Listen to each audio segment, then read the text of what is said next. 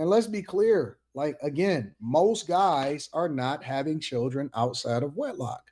There is a small minority of men that are fucking the majority of women and they're having children with them. So even if we talking about punishing guys, most of the guys that get caught up getting punished are the guys that's ultimately getting a whole lot of women pregnant. Now, the flip side of it is also tied to the my body, my choice situation, in which Texas obviously is a red state, which also voted to not abort their children.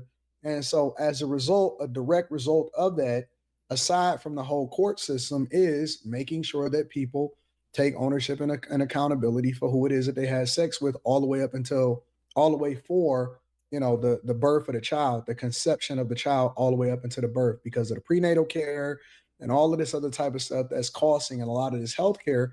It also is associated with the social services, which is one of the reasons why we need to be more accountable with who it is that we lay down with. I think most guys wouldn't have an issue paying child support, right? If only there was a way the system could force the mothers to show how they're spending the money. Because let's be honest, some mothers spend the money on their hair, buying bags, going out to brunch with their girlfriends, things like that, right? So if there was a way, the same way the state or the system tracks how much a man should pay, there should be a way to show, okay, she spent this, she bought this, nursery or daycare, something like that. But as soon as the money goes to the woman, the dad never knows how the woman spends the money. So that's why most guys have an issue. Also, another issue most guys have is that they pay child support, but they are still also in 50-50 custody. But it's like if we're sharing, 50-50 custody of the kids, you have kids half the time, I have the kids half the time. Why don't we split all the bills halfway? Why do I have still to pay you like as if you have 100% custody? And then some guys don't even have the chance to see their own kids, but they're still required to pay child support. So those are the things most guys struggle with. So that's just giving y'all some extra insight into what is happening with these laws, which I don't believe that it's fully passed yet, but it is something that is working its way through the courts over in Texas I or think the legislative I think branches. that it's time for women to take a look in the mirror because we constantly are having the same conversation about male accountability, which of course I'm all for men taking accountability for their children, but also there are two people having sex every single time, but we still have this repetitive thing about male accountability and it's not coming to there's no solution in place because we're not holding both parties accountable properly. I think that I am very frustrated at this point with even younger women because the more I talk to women, it just gets worse and worse and worse as the generations progress.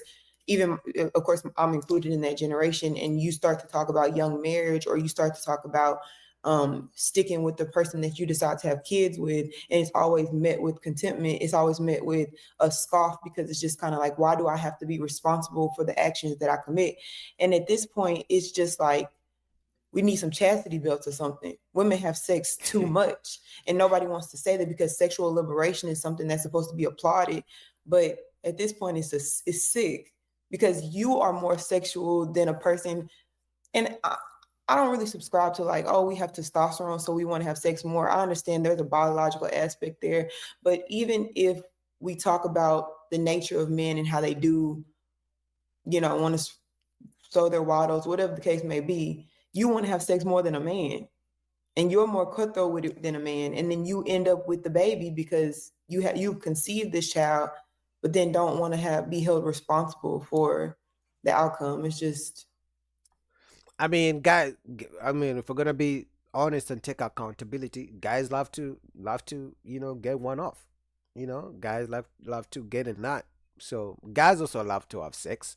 So we're not gonna say women just have to love to have sex, but men love to have sex too. But like she said, which I agree, if both parties can be held accountable in the same way, that would be fair because a man cannot just get rid of his rights as a father the same way a woman can say, I don't want to be a mom, and that's it.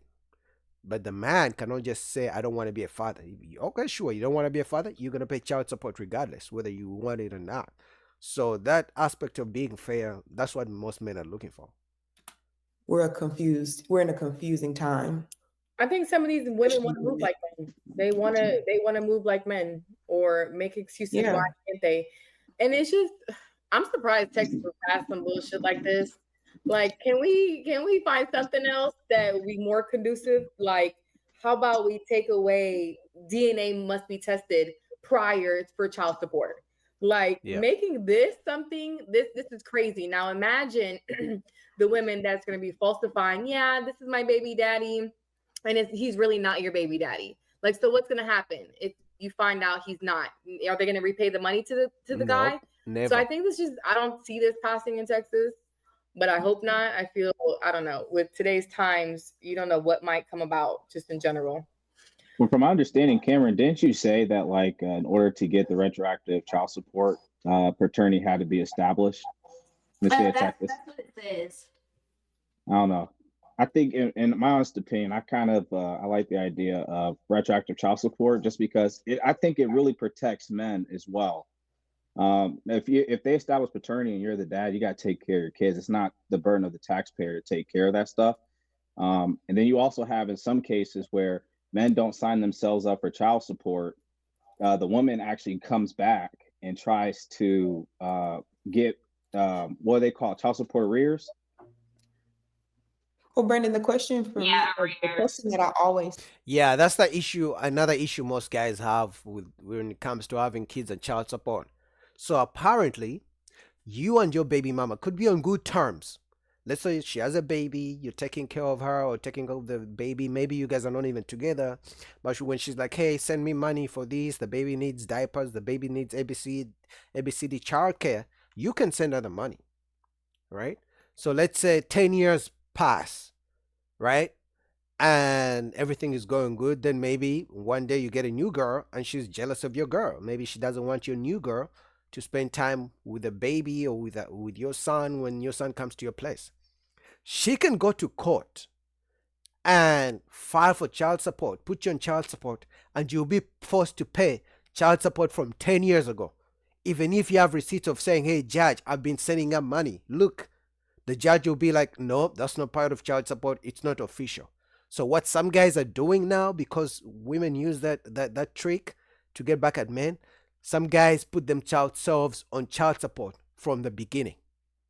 That way she doesn't come back 5 years later when she's mad and then force you to pay money that you've been sending her money the whole time, but she's going to tell the judge you've never sent her anything. And the judge doesn't care about how much money you've been sending her. They don't count it. All right. So anyway, guys, what do you guys think about that? Shout out to Anton Daniels. I won't finish the video because I want you guys to go down, click in the description so you guys can finish it. All right. So